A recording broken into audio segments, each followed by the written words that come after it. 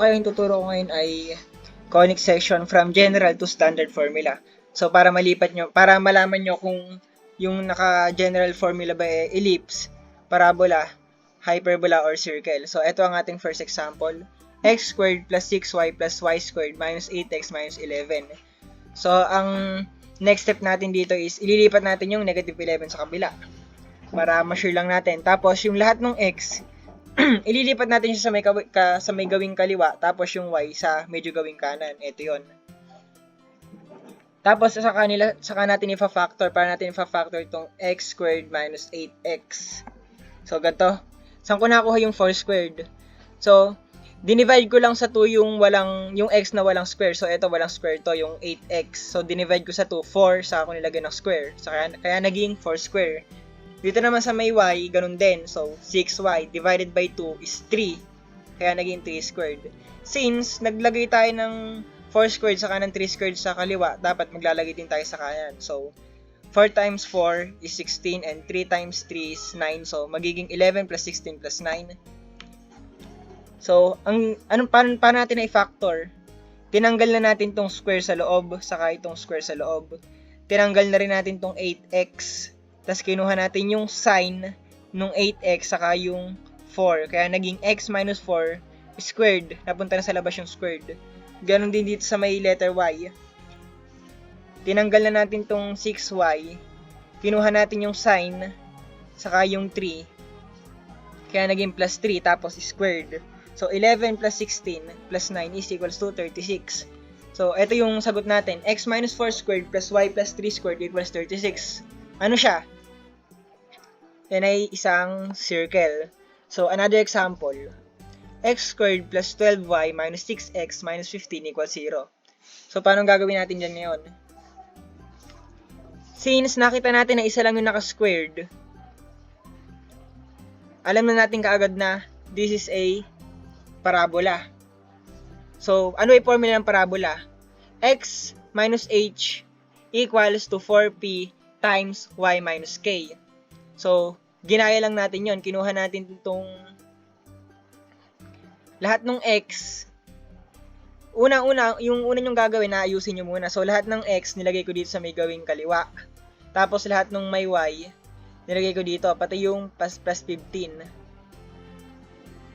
So, ano ang next step natin? So, gaya nung una, finactor ko lang tong x. Dinivide ko sa kalahati itong 6, kaya naging 3, kaya naging 3 squared. Since nagdagdag tayo dito ng 3 squared, magdadagdag din tayo dito sa kabila. So, 3 times 3 is 9. Kaya naging x minus 3, tinanggal ko lang itong 6x. Kinuha ko yung sign, kaya negative to. Kinuha ko lang din itong 3, kaya 3 to. Tapos, squared. 15 plus 9, 24. Saka natin yun ifa-factor to. Paano natin ifa-factor yan? Hiniwalay ko yung 12 sa may y para y lang yung matira. So, paano tayo makakasigurado na tama yung pinactor nating negative 2? So, negative 12 times negative 2 is equals to positive 24. And negative 12 times y is equals to negative 12y. So, ito, formula na siya. X minus 3 squared equals to negative 12 times y minus 2. So, this is a parabola. So, another example.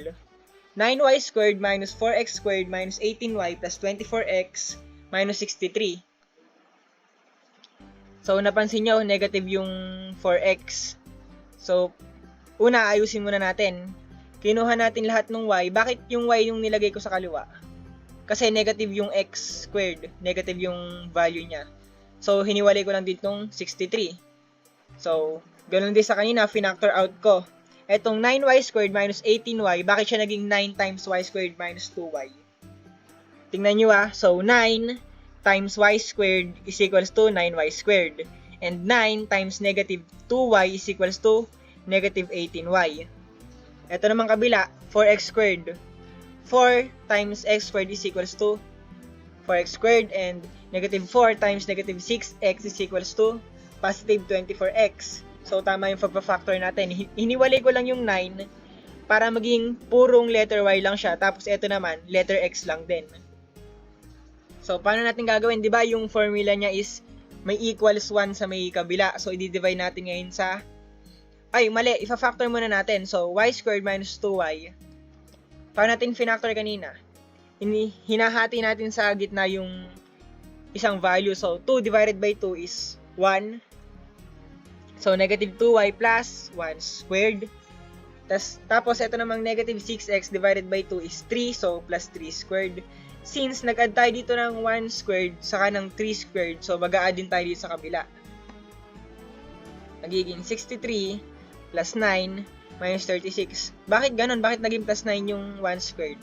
Since meron tayo ditong number sa may labas, so 1 times 1 is 1, times 9 is 9. So 3 times 3 is 9, times negative 4 is negative 36. So ito na yung nangyari. Tinanggal natin to. Kinuha natin ulit yung sign na negative. Ito yan. Tapos kinuha natin yung 1. Ganoon din sa kabila.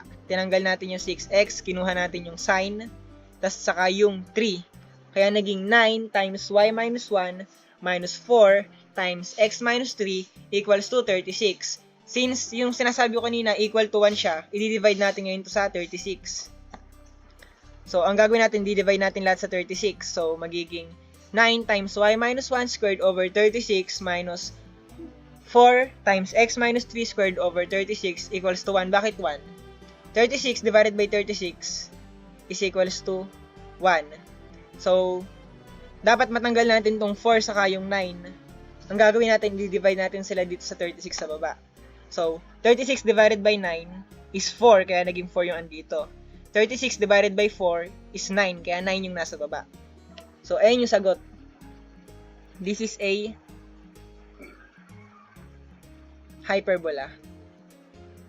So, next natin is x squared plus 3y squared plus 18y plus 8x plus 7 equals 0.